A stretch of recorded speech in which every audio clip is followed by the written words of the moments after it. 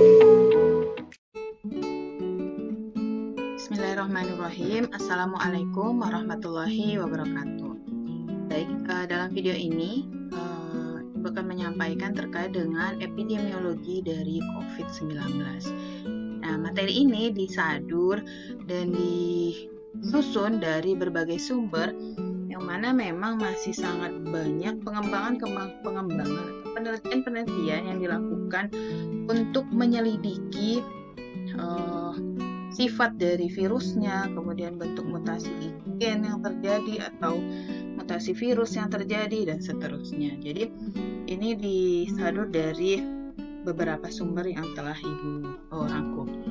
Oke, baik. Dalam video ini akan dibahas terkait dengan latar belakang penyakit, kemudian prevalensi penyakit di tingkat global, tingkat Indonesia, serta bagaimana virologi dari virus ini, manifestasi klinis, kemudian spektrum klinik, cara pemeriksaan, kemudian diagnosis, rantai dan pola penularan, riwayat alamiah penyakit, tingkat pencegahan, dan program pemerintah terkait dengan COVID-19. Oke, seperti kita ketahui bahwa COVID-19 pertama kali muncul pada manusia dilaporkan di Wuhan, China pada Desember 2019, yang kemudian pada awalnya memang disebutnya dengan nCoV, dan kemudian diteliti kembali bahwa ternyata dia memiliki spesies yang sama dengan SARS yang dilaporkan waktu tahun 2013, maka dia disebut dengan SARS-CoV-2, yang mana penyakitnya kemudian disebut dengan coronavirus disease 2019. Dan coronavirus merupakan keluarga besar dari virus yang menyebabkan penyakit pada manusia dan hewan, yang menyebabkan penyakit infeksi saluran pernapasan mulai dari flu biasa hingga kemudian ada penyakit yang serius. Dan ada beberapa jenis dari virus coronavirus yang kemudian tertular kepada manusia. Nanti bisa kita lihat. Nah, penularannya ini kemudian awalnya hanya terjadi di Cina, kemudian ternyata lalu menyebar sampai kepada ke seluruh wilayah yang ada di dunia, ya, dan termasuk Indonesia. Dan memang sampai saat ini masih terus dilakukan penelitian terkait virus serta bagaimana vaksin yang kemudian bisa untuk mengendalikan dari virus ini atau membuat kekebalan tubuh pada masyarakat. Oke, nah kita lihat bahwa kasusnya secara global ini di potret pada tanggal 14 dari situs COVID WHO, bahwa secara global yang terkonfirmasi itu ada 71 juta kasus, ya, dengan angka kematian 1,6 juta kasus kematian. Oke, berikutnya adalah ini situasi berdasarkan regional ditentukan oleh WHO. Secara daily kasus masih meningkat di semua benua, ya. Dan yang paling tinggi adalah di benua Amerika. Kita lihat di warna kuning. Warna kuning adalah kasus terkonfirmasi di Amerika. Mungkin dengan meningkatnya pemeriksaan juga akhirnya terkonfirmasi juga lebih tinggi, dan kasusnya meningkat. Dan yang paling rendah terkonfirmasinya itu daerah Western Pacific, kemudian Afrika, kemudian Eastern Mediterranean, dan berikutnya zona East Asia, dan Eropa, baru Amerika. Jadi memang Amerika merupakan daerah dengan tertinggi kasus terkonfirmasi. Oke, dilihat dari negara, Indonesia pada tanggal 14 ini dilaporkan case secara kumulatifnya itu di angka 617.820 kasus, yang kemudian terlaporkan bertambah dalam 24 jam 6.189 kasus, yaitu dengan angka kematian 18.000, dan angka kematian per 24 jam itu 166. Dan transmisi yang klasifikasi transmisi yang tertinggi di Indonesia itu adalah community transmission. Jadi memang transmisi yang terjadi di masyarakat, gitu, bukan bentuk klaster-klaster dan lainnya, gitu ya. Jadi memang dia lebih banyak nih community transmission.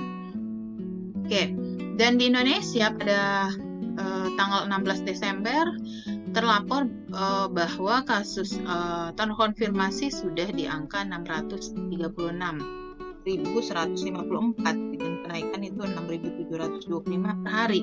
Dan hari ini di tanggal 17 kalau tidak salah kenaikannya mencapai di angka 7.000-an konfirmasinya.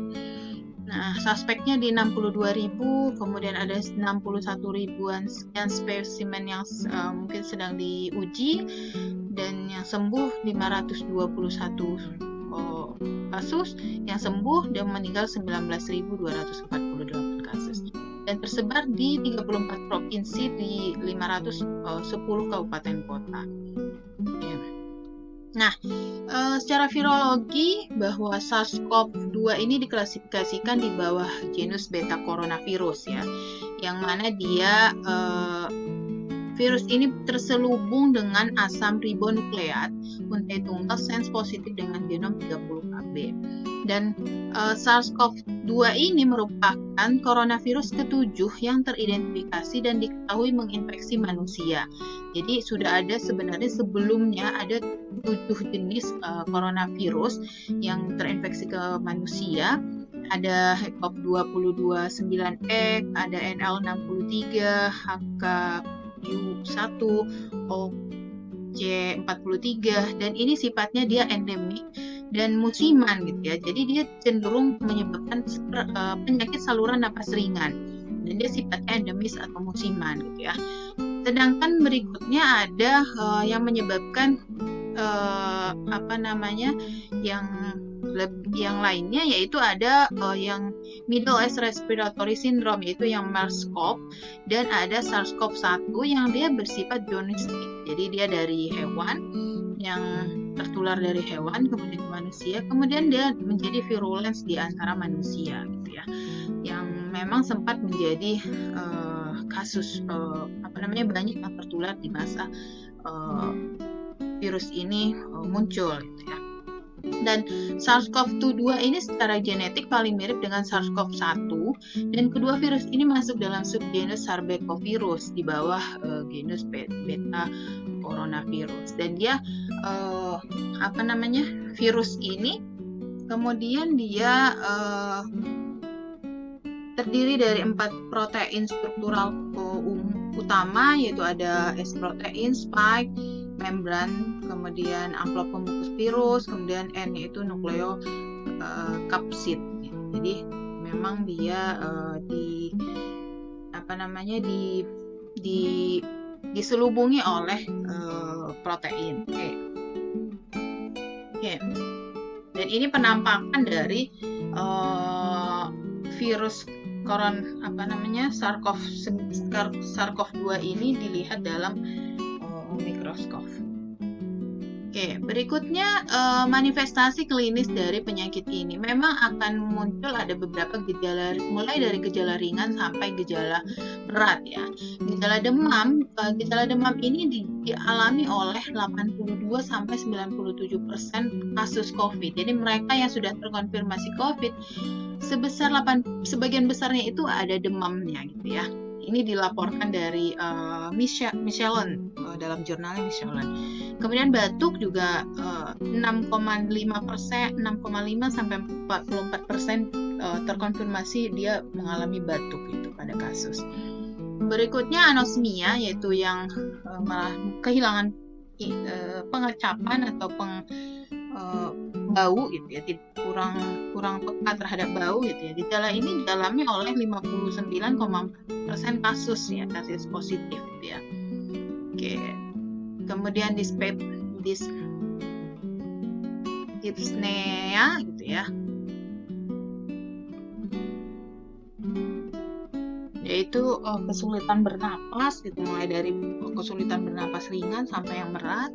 Kemudian gejala lainnya ada sakit kepala, rinorea, gejala gastrointestinal seperti misalnya mual, muntah, diare itu Bagian dari itu sakit tenggorokan, kelelahan, ada nyeri otot, kemudian ada hipogeusia, hipoptisis, muntah, dan diare. Jadi ini beberapa manifestasi klinis dari COVID-19. Nah, spektrum klinis, jadi ada pasien yang sudah dinyatakan terkonfirmasi positif, maka akan ada beberapa kriteria secara umum dari CDC. Dari China CDC melaporkan bahwa ada yang dia sifatnya ringan. Ringan ini mulai dari dia tidak ada atau hanya gejala pneumonia ringan, dan itu 80% dari kasus terkonfirmasi itu dia masuk dalam spektrum yang ringan. Kemudian ada yang di berikutnya yang penyakit parah, artinya dia sudah muncul ada kesulitan bernapas, gagal napas gitu ya, dan keterlibatan paru di atas 50% pada pencitraan dada gitu ya. Maka dalam 24 jam sampai 48 jam kemudian dicek, ternyata dia 14% dari kasus. Dan ada yang sampai pada penyakit kritis, artinya memang yang sudah memerlukan bantuan alat napas gitu ya, dia di 5%. Dan secara keseluruhan CFR-nya itu adalah case fatality rate-nya itu di 2,3%. Dan tidak ada kematian yang dilaporkan pada kasus yang non-klinis. Artinya pasien-pasien dengan tanpa gejala atau dengan gejala ringan tidak ada dilaporkan kematian, dan kematian itu pada kasus yang penyakit parah sampai kemudian penyakit klinis. Nah, itu yang dilaporkan dari China CDC ya. Nah, kalau di Indonesia kategori pasien dari COVID-19 ini dikategorikan berdasarkan pedoman dari Kemenkes. Ada dia kasus suspek ya, kasus suspek, kemudian ada konfirmasi, kasus probable, kontak erat, pelaku perjalanan, ada discharge, ada selesai isolasi, ada kematian. Dan ini memang ada banyak kriterianya ya. Seperti contoh kasus suspek. Kasus suspek itu nggak hanya satu definisinya. Definisinya bisa jadi salah satu dari, sebagai contoh, orang dengan ISPA dan pada 14 hari terakhir sebelum timbul gejala memiliki riwayat perjalanan atau tinggal di negara atau wilayah Indonesia yang melaporkan adanya transmisi lokal. Itu sebagai contoh. Nah, tapi yang lainnya, misalnya orang dengan salah satu gejala ISPA dan 14 hari terakhir sebelum timbul gejala memiliki riwayat kontak dengan kasus konfirmasi. Jadi kan kalau yang tadi dia perjalanan, yang ini dia kontak dengan kasus konfirmasi. Atau kemudian kasus suspek kemudian didefinisikan pada orang dengan ISPA berat atau pneumonia berat yang membutuhkan perawatan di rumah sakit dan tidak ada penyebab lain berdasarkan gambaran klinis yang meyakinkan. Jadi memang dokter yang bisa kemudian menyatakan bahwa kasus ini suspek, kasus ini konfirmasi, probable gitu ya. Kemudian yang dinyatakan yang kontak erat, pelaku perjalanan gitu ya, itu ada pengkategoriannya berdasarkan pedoman pengendalian COVID-19, dan itu disampaikan dengan sangat jelas dalam pedoman pencegahan COVID-19 dari Kemenkes ya. Nanti di description box saya lampirkan untuk bisa lebih kita baca bersama-sama. Nah, kasus probable sebagai contoh itu adalah kasus suspek dengan ISPA berat dia atau dengan gejala ARDS atau meninggal dengan gambaran klinis yang meyakinkan COVID dan belum ada hasil pemeriksaan laboratorium RT-PCR. Jadi kasus probable itu adalah mereka yang kemudian meninggal yang istilahnya mungkin orang bilang di COVID kan gitu. Tidak, dia kemungkinan ada gejala-gejala yang meyakinkan terkait COVID, tapi dia masih proses dalam pemeriksaan. Kemudian kasus konfirmasi berarti yang memang sudah positif secara RT-PCR, dan kasus konfirmasi ini ada dua bagian. Ada yang dia dengan gejala, ada yang tanpa gejala gitu ya. Kemudian kontak erat berarti mereka yang ada kontak erat dengan kasus konfirmasi dengan berbagai kriterianya, ada sentuhan gitu ya, ada kontak tatap muka gitu ya, atau dengan sesama tempat kerja misalnya seperti itu.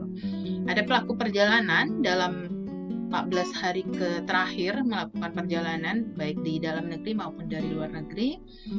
Kemudian kemudian discharge itu salah satu dari mereka yang kasus suspek dan hasil pemeriksaannya RT-PCR-nya 2 kali negatif selama 2 hari berturut-turut. Artinya mereka sudah bisa dinyatakan tidak menderita COVID lagi. Kemudian seseorang dengan status kontak erat yang telah menyelesaikan masa karantina selama 14 hari.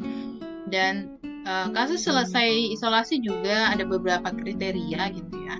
Dan kemudian yang kematian, berarti kematian COVID itu lebih ditekankan pada mereka kasus konfirmasi atau probable yang COVID-19 yang meninggal. Jadi memang ada berbagai kriteria yang dikeluarkan Kemenkes yang itu kemudian berlaku secara nasional ya. Jadi kita tidak lagi bicara OTG atau bicara PDP, bicara ODP gitu ya, tapi kita sudah bicara pada suspek, konfirmasi, probable gitu ya. Oke. Nah, cara pemeriksaannya seperti apa? Nah, ada beberapa macam pemeriksaan untuk menentukan kasus COVID. Memang gold standarnya adalah RT-PCR. Nah, bisa juga dilakukan dengan pemeriksaan darah tepi. Nah, kalau dari jurnal sumbernya itu menyatakan bahwa memang pemeriksaan darah tepi dan kimia darah itu dilakukan pada pasien untuk menandai tingkat keparahan dari COVID-19-nya, yaitu yang diukur ada LDH, CRP, procalcitonin, ferritin, leukosit, neutrofil, limfosit, trombosit. Jadi ini kemudian dilakukan pemeriksaan. Nah, berikutnya adalah tes diagnostik cepat atau yang istilahnya rapid test. Nah, tes rapid test ini adalah yang berlandaskan pada respon imunoglobulin M dan imunoglobulin G, yang mana kita ketahui ini merupakan produk tubuh terhadap respon terhadap adanya infeksi virus ya. Nah, IgM terbentuk setelah 3 sampai 6 hari setelah terinfeksi SARS-CoV dan IgG setelah diperkirakan 8 hari. Jadi memang ada range waktu antara seseorang misalnya terinfeksi sampai kemudian bisa dilakukan pemeriksaan secara rapid test ya. Nah, hasilnya memberikan informasi tentang perkiraan waktu infeksi virus kapan terjadi, dan juga rapid test ini dimanfaatkan juga sebagai screening pasien ya, dalam hal menyatakan ketika dia reaktif, artinya kan setidaknya dia telah terinfeksi 5 sampai 7 hari sebelumnya gitu ya. Atau kalau yang IgM mungkin ya sekitar itu. Kalau IgM-nya positif reaktif tapi IgG-nya belum, berarti dia masih di antara 5 sampai 7 hari terinfeksi. Dan ini mungkin bisa mempercepat proses dari pengobatan, walaupun memang selalu disarankan untuk melakukan tes lanjutan, yaitu RT-PCR. Nah, RT-PCR merupakan reserve transmission polymerase chain reaction, yang mana dia merupakan uji asam nukleat ya. Dan ini merupakan gold standard dalam mendiagnosis COVID-19, yaitu sampel diambil dengan swab baik pada orofaringeal, yaitu dari mulut maupun dari hidung gitu ya. Kemudian bisa juga lewat serum, urin ataupun feses. Dan nanti hasil yang didapatkan dari spesimen ini bisa menunjukkan proses viremia yang terjadi di dalam tubuh seorang yang terkonfirmasi nantinya. Nah, uji molekuler ini dapat digunakan untuk menentukan sekuen virus. Nah, kehadiran virus pada sampel feses menunjukkan tingkat viremia yang cukup berat. Artinya memang sudah pada penyebaran pertumbuhan virus di dalam tubuhnya itu sudah sangat cepat gitu ya, cukup berat ketika ditemukan virus SARS-CoV-2 ini di dalam feses. Nah, pemeriksaan lainnya juga bisa dengan pemeriksaan radiologis. Nah, radiologis itu ada 2 jenis, ada fototoraks, ada CT scan. Kalau fototoraks memang bisa menunjukkan visualisasi tayangan radiologis dari pneumonia COVID-19. Dan CT scan lebih baik gitu ya, dapat menunjukkan gambaran abnormal paru pada 96% pasien COVID. Jadi kalau fototorak itu hanya mampu menunjukkan kekeruhan pada paru yang tidak jelas, tapi kalau CT scan mampu mengungkap gambaran ground glass opacity pada hampir semua lobus paru, bahkan fokus konsolidasi kecil pun dapat tervisualisasikan dengan jelas. Jadi pada mungkin pada tahap screening dia pakai fototorak. Jika fototoraknya itu parunya bergaris dengan normal gitu ya, dia tidak dianjurkan CT scan. Begitu juga dengan pemeriksaan yang CT scan. Kalau yang CT scan berarti untuk bisa menunjukkan paru yang lebih jelas. Jadi itu pemeriksaan terhadap kasus COVID yang dengan memang gold standarnya adalah dengan RT-PCR. Nah, diagnosisnya memang untuk mendiagnosis seorang pasien sekarang COVID itu memang sesuai pedoman, tapi memang dengan pemeriksaan dari dokter. Karena kemudian dengan berbagai gejala, kemudian ada berbagai pemeriksaan. Nah, dokter yang kemudian bisa memastikan bahwa pasien ini masuk kepada kategori kasus suspek atau konfirmasi gitu ya. Nah, di sini misalnya dengan gejala seperti gejala demam, batuk, sesak napas, nyeri tenggorokan, anosmia, hipogeusia gitu ya, penurunan pengecapan. Kemudian juga ada hasil pemeriksaan dari laboratorium, ada kemudian leukopenia, limfositopenia, peningkatan NLR, VLR, serta GPR gitu ya. Kemudian ada juga pemeriksaan rapid test, RT-PCR, CT scan, atau rapid testnya itu sudah positif atau reaktif. Itu artinya memang menandakan terjadinya infeksi setidaknya sudah berlangsung 5 hari. Dan hasil RT-PCR yang positif memastikan hadirnya ada SARS-CoV-2 di dalam tubuhnya. Dan CT scan dada dapat memastikan diagnosisnya dalam arti timbul gejala pneumonia-nya itu sudah pada pemantauan di paru-parunya itu sudah menimbulkan menimbulkan penutupan selubung parunya itu udah seperti apa gitu ya dengan CT scan paru. Yes, CT scan dada. Oke. Nah, jadi dari hasil diagnosis itu nanti kemudian ditentukan bahwa ada pasien-pasien dengan kemudian dikategorikan menjadi yang suspek atau konfirmasi atau yang probable ya. Oke.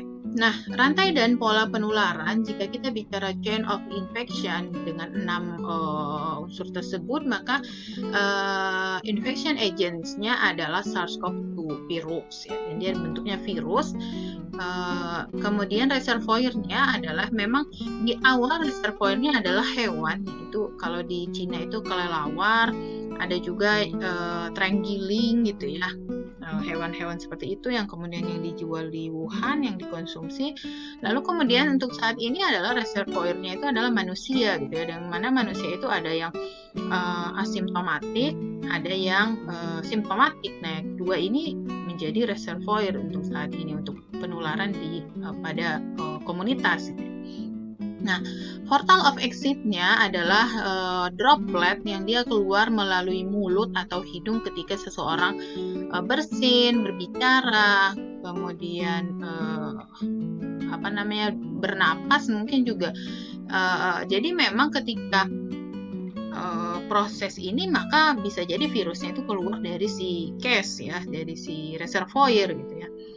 Nah, dan transmission-nya, bentuk transmission yang signifikan memang mode of transmission-nya itu bisa direct contact, artinya droplet atau aerosol particle-nya itu kontak antar individu. Memang di sini disampaikan bahwa memang significant for transmission unclear, tapi WHO sudah menyatakan bahwa memang dia dengan droplet, tapi kemudian ada juga anggapan bahwa dia dapat menyebar lewat partikel-partikel yang ada di udara gitu ya. Jadi baik itu secara direct maupun indirect gitu ya. Jadi memang bisa terjadi seperti itu. Portal of entry-nya melalui mulut, melalui hidung, dan melalui mata gitu ya. Jadi bisa juga virus ini masuk melalui cairan mata gitu ya. Dan host yang kemudian dianggap rentan adalah mereka yang any person of any age. Jadi memang siapapun rentan untuk terkena virus ini. Namun dengan perhatian bahwa mereka yang older adult, orang lansia itu merupakan individu yang kemudian diprediksi akan mendapatkan tingkat keparahan yang tinggi ketika kemudian terkena pada older adult. Jadi pada mereka yang lansia itu akan kemudian memberikan efek yang lebih parah ya. Jadi ini tadi rantai dan pola penularannya, jadi memang melalui saluran pernapasan gitu ya yang lebih utama dalam proses atau rantai pola penularannya. Nah, jika kita lihat riwayat alamiah penyakit, nah ini riwayat alamiah penyakit. Jadi ini berdasarkan dari jurnal dari Aguilar et al. Yang melaporkan dalam jurnalnya menyatakan bahwa hari ketiga sampai hari kelima dari proses infection itu adalah masa inkubasi. Dan pada hari ini, pada range itu belum dianjurkan melakukan testing COVID-19 karena belum bisa dideteksi. Nah, deteksi kemudian baru dianjurkan pada kemudian di stage 1. Stage 1 itu dalam arti dia antara 5 sampai 7 hari itu kemudian dilakukan testing dan biasanya memang sudah ada juga simptom atau gejala ya. Tapi ada juga yang tanpa gejala.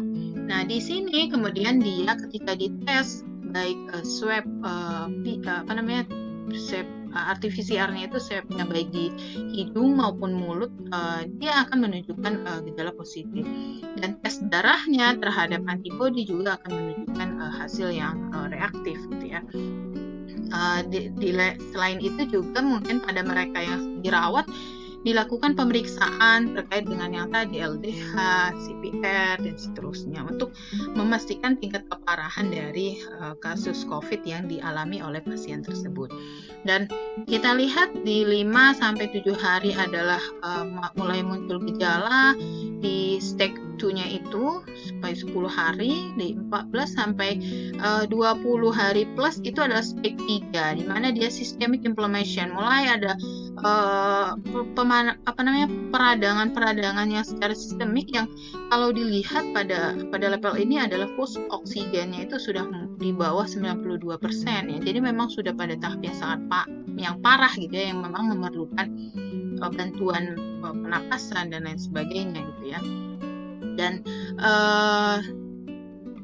melihat dari riwayat alamiah penyakit ini memang akan dikategorikan nanti individu kita melakukan primary preventionnya di mana, secondary preventionnya bagaimana, tertiary preventionnya seperti apa.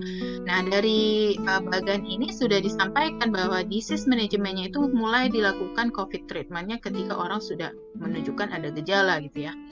Dan direct treatmentnya itu diberikan antiviral, obat antivirus, obat anti-inflamatori gitu ya. Dan di bawahnya itu merupakan rekomendasi dari medical treatment yang diberikan gitu ya. Walaupun memang di berbagai negara berbeda-beda mungkin pemberiannya, tapi sebagian besar fokusnya adalah pada obat pemberian antiviral dan anti-inflamatori.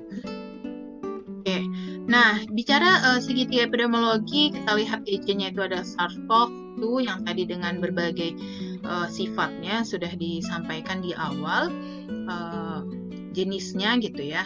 Nah, hostnya, jadi host yang memang rentan terhadap SARS-CoV-2 ini adalah mereka secara usia lansia gitu ya. Lansia memang sangat, dalam arti dia kasusnya akan lebih parah jika kena pada lansia. Tapi secara keseluruhan memang setiap orang berpotensi untuk terinfeksi dari SARS-CoV ini. Namun dengan dilihat dari faktor lainnya seperti individu dengan hygiene sanitasi yang kurang baik, misalnya kurang memperhatikan bagaimana kebersihan, cuci tangan, perilaku bersin, batuk di masyarakat gitu ya, di lingkungan gitu ya. Kemudian individu dengan status imunologi atau penurunan sistem kekebalan tubuh, atau kemudian mereka dengan penyakit ada penyakit yang menyebabkan adanya permasalahan pada sistem kekebalan tubuh gitu ya. Berikutnya penyakit lain yang sudah ada sebelumnya ini menjadi komorbiditas ya, DM, hipertensi, kardiovaskular, obesitas, pneumonia gitu ya. Dan perilaku masyarakat yang kurang olahraga, misalnya merokok, kemudian dia tidak sehat, kekurangan misalnya dalam beberapa jurnal menyatakan defisiensi vitamin D gitu ya. Jadi host-host seperti ini yang kemudian akan menjadi susceptible ya, rentan terhadap SARS-CoV-2 ini. Nah, secara lingkungan, environment atau lingkungan fisik ya, sanitasi lingkungan yang buruk yang kemudian menjadi faktor pemicu munculnya COVID-19, atau kemudian modus komunikasi yang memang di lingkungan ya memang kita terbiasa berbicara dengan dekat, kemudian tanpa memperhatikan tidak menggunakan masker. Nah, itu kondisi-kondisi yang kemudian bisa memicu munculnya COVID-19. Itu terkait epidemiologinya. Nah, baru kita masuk kepada tingkat pencegahannya. Nah, pencegahannya memang diutamakan untuk dua tujuan, yaitu yang pertama meminimalkan jumlah virus yang ada baik pada level individu maupun di masyarakat gitu ya. Jadi bagaimana virus itu kemudian berkurang gitu ya. Kemudian yang kedua adalah bagaimana meningkatkan antibodi daripada individu di masyarakat itu. Ini dua hal ini yang kemudian menjadi tujuan utama dari tingkat pencegahan COVID-19. Nah, di primary prevention memang itu yang kemudian menjadi pencegahan utama saat ini yang bisa kita lakukan. Yang pertama yaitu bertumpu pada health promotion untuk memutus mata rantai penularan, yaitu dengan pembatasan sosial, artinya menjaga jarak dengan orang lain, jangan berkerumunan, kemudian menghindari tempat ramai, dan kemudian juga kesadaran dari individu yang kemudian misalnya melakukan pelaku perjalanan untuk melakukan isolasi mandiri gitu ya, atau mereka yang mungkin ada kontak dengan kasus kontak erat gitu ya, misalnya kontak erat misalnya saudara, atau misalnya ada seseorang misalnya yang dia kontak erat, dia kemudian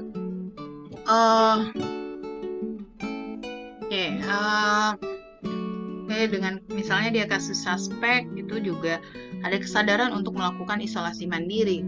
Kemudian etika bersin dan batuk di masyarakat, etika membuang ludah gitu, itu juga perlu diperhatikan di masyarakat ya, di lingkungan.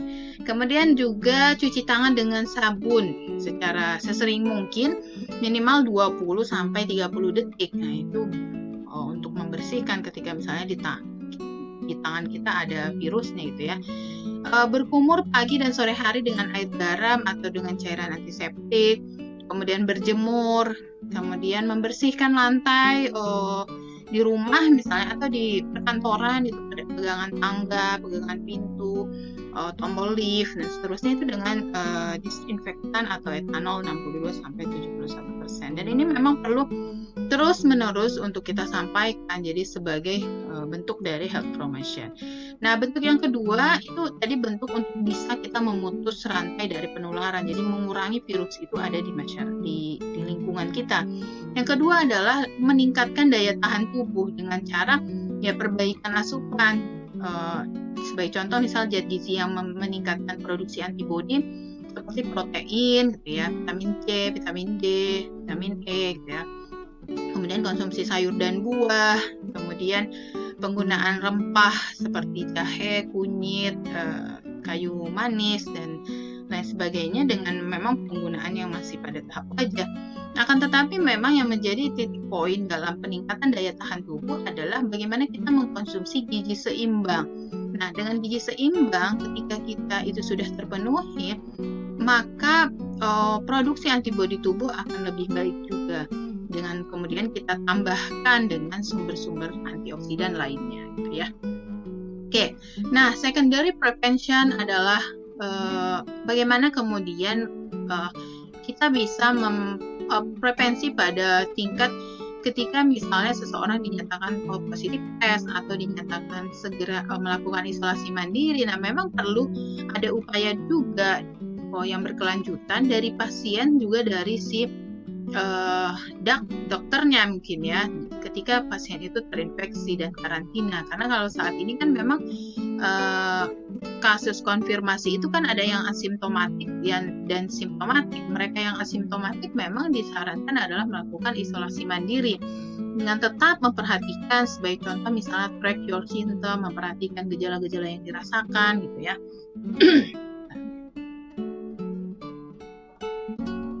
Selain itu juga pada tahap secondary prevention ini misalnya deteksi dini pada individu yang merasa dia ada kontak erat gitu ya, atau melakukan perjalanan gitu ya. Jadi ada kesadaran untuk melakukan deteksi dini. Nah, dengan adanya deteksi dini bisa cepat didiagnosis, dan kalau memang hasil dari deteksi dininya itu menunjukkan ada gejala, maka lebih cepat melakukan isolasi dan pengobatan gitu ya. Dalam hal ini misalnya dengan tadi track your symptom, memperhatikan gejala, stay di rumah, jadi tetap harus melakukan isolasi mandiri dengan jangka waktu yang telah ditentukan gitu ya. Kemudian isolasi, kemudian beristirahat dan memenuhi kebutuhan hidrasi gitu ya. Dan juga tentu tetap harus berkonfirmasi dengan dokter gitu ya. Nah, itu yang mungkin terkait dengan secondary prevention. Memang di awal dikaitkan dengan tadi masker ya. Masker memang pada awalnya memang untuk secondary prevention, tapi karena meningkatnya jumlah virus di masyarakat yang kita tidak tahu sekarang konfirmasi itu ada yang asimptomatik, maka masker itu menjadi suatu kewajiban untuk semua orang gitu ya. Kita tidak tahu, kita konfirmasi, kita suspek, kita orang yang positif asimptomatik tanpa masker yang kemudian kita akan menularkan kepada banyak orang. Jadi memang untuk saat ini masker itu adalah primary prevention yang harus kita gunakan setiap hari ketika kita keluar rumah. Oke, yang terakhir adalah tertiary prevention, artinya mencegah agar tidak muncul keparahan atau kecacatan dari COVID-19 ini. Dan ini memang terapi-terapi yang digunakan walaupun memang tidak baku ya, karena banyak upaya yang dilakukan, yang diteliti terus-menerus apa yang menjadi terapi terbaik untuk pasien COVID agar tidak semakin parah. Dan memang sebagian besar adalah intinya adalah kepada bagaimana memberikan antivirus gitu ya, kemudian antibiotik, antiinflamatori, dan juga bagaimana meningkatkan daya tahan tubuh dengan memberikan terapi simptomatik dan suportif, pemberian vitamin gitu ya. Dan ada juga yang kemudian memberikan misalnya obat alpha interferon itu, walaupun memang masih dengan penelitian klinik lebih lanjut ya, serta pemberian obat penghambat badai sitokin. Nah, tapi ini juga tidak dianjurkan pada pasien yang sudah berat gitu ya, karena memang nanti akan menimbulkan gejala gejala lain gitu ya pada penderita pneumonia. Namun kalau misalnya dipertimbangkan pada gangguan pernapasan akut itu mungkin bisa diberikan. Dan tujuannya adalah bagaimana menyelamatkan pasien yang dalam kondisi kritis ya. Itu adalah tertiary prevention, yang mana nanti akhirnya adalah ada yang kemudian meninggal, ada yang sembuh. Karena COVID-19 belum ada yang cacat gitu ya. Nah, program pemerintah terkait COVID-19 memang sudah sangat banyak diberikan. dan kita sudah diberikan edukasi terus-menerus dari pemerintah terkait bagaimana pencegahan COVID-19. Yang pertama ada misalnya penyediaan fasilitas kesehatan, sebagai contoh misalnya Wisma Atlet gitu yang dijadikan sebagai tempat untuk untuk merawat pasien COVID gitu ya. Kemudian untuk ada PSBB di beberapa daerah itu untuk mengurangi memutus rantai penularan. Kemudian ada juga terkait dengan pengadaan vaksin dan penentuan vaksin yang akan digunakan, dan memang ini yang terakhir sudah diputuskan dari Menteri Kesehatan jenis vaksin yang akan digunakan untuk COVID-19 adalah vaksin yang diproduksi dari PT Bio Farma, yaitu AstraZeneca, China National Pharmaceutical Group Corporation, Moderna, Pfizer Inc. Biotech, kemudian Sinovac Biotech, dan sebagai jenis vaksin COVID-19 yang dapat digunakan dalam pelaksanaan vaksinasi di Indonesia. Dan itu sudah ditetapkan berdasarkan Kemenkes 9860. Jadi, dan mungkin memang yang masih menjadi ini proses vaksinasinya mungkin yang masih belum kita ketahui informasinya seperti apa gitu ya. Dan juga ada pedoman pencegahan dan pengendalian coronavirus disease yang nanti saya berikan link dari terkait semua ini. Dan tentunya program pemerintah juga terkait pada bagaimana pengendalian efek atau dampak lain selain kesehatan dari COVID-19, yaitu memang dampak ekonomi, dampak sosial. Nah, ada bantuan-bantuan sosial yang kemudian sudah diberikan dari pemerintah gitu ya. Dan diharapkan memang ini bisa tepat sasaran. Dalam new normal ini diharapkan kita tetap berpikir bahwa ini adalah new normal, bukan kembali kepada normal ya. Jadi tetap harus peraturan-peraturan yang harus tetap kita laksanakan dan kita jaga, yaitu selalu patuhi protokol kesehatan. Nah, ini penting untuk bisa kita cepat memutus rantai penularan ini agar kurvanya segera landai gitu ya, nggak naik lagi, nggak naik terus ya. Ketika mungkin landai nanti kita bisa sedikit berlega, walaupun memang protokol kesehatan itu tetap harus dilaksanakan. Kemudian menggunakan masker saat keluar rumah gitu ya, itu juga suatu hal keharusan ya. Kemudian menjaga jarak aman minimal 2 meter dengan orang lain, menjauhi kerumunan gitu ya. Dan mencuci tangan dengan sabun sesering mungkin dengan jangka 20-30 detik. Jangan sampai hanya cuci tapi tidak sampai di 20 detik gitu ya. Itu juga perlu diperhatikan. Nah, ini mungkin yang perlu kita perhatikan dalam pencegahan COVID-19 dilihat dari pandangan epidemiologi. Jadi intinya adalah kita menjaga bagaimana primary prevention itu tetap kita laksanakan agar segera pandemi ini selesai. For more information nanti bisa klik link di description box untuk menambah pengetahuan kita semua, karena memang yang disampaikan dalam video ini tidak merupakan hal baku, pasti akan banyak temuan-temuan lain yang kemudian bisa kita dapatkan dan kita jadikan sebagai referensi kita untuk memahami dari penyakit COVID-19 ini. Terima kasih atas perhatiannya, kurang dan lebihnya mohon maaf. Mungkin jika ada sharing-sharing ilmu boleh disampaikan lewat komen. Terima kasih, saya tutup dengan Assalamualaikum warahmatullahi wabarakatuh.